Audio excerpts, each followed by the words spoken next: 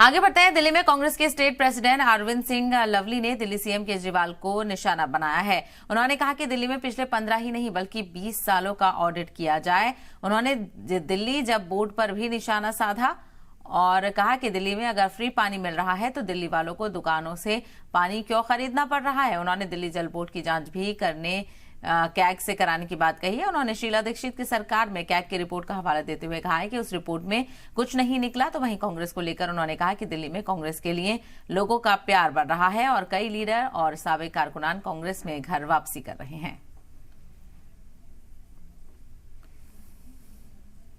निजी रूप से बहुत खुशी है कि आज कमल गौड़ जी जो है वो अपने परिवार में वापसी कर रहे हैं और उसके बाद किन्हीं कारणों से उन्होंने आप पार्टी ज्वाइन की और आप पार्टी से वो नगर निगम का चुनाव भी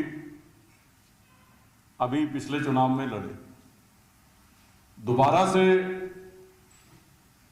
उनकी कांग्रेस में वापसी के साथ खास करके जमुना पार में पार्टी को बहुत मजबूती मिलेगी और मैं समझ सकता हूं कि क्योंकि वो अपने सैकड़ों साथियों के साथ यहां पे शामिल हो रहे हैं और मैं समझ सकता हूं कि उनके आने से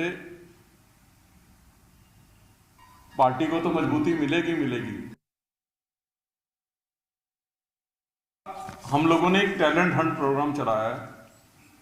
उस टैलेंट हंट प्रोग्राम में हम लोगों ने बाकायदा एक कमेटी रखी है कि फर्स्ट टाइम्स और फ्रेशर्स जो राजनीति में आना चाहते हैं वो जो है सीधा उसमें अपीयर हो सकते हैं और अपनी जो है वो बात उसके अंदर उस कमेटी के सामने रख सकते हैं और उनकी काबिलियत के हिसाब से पार्टी उनका उपयोग भी करेगी।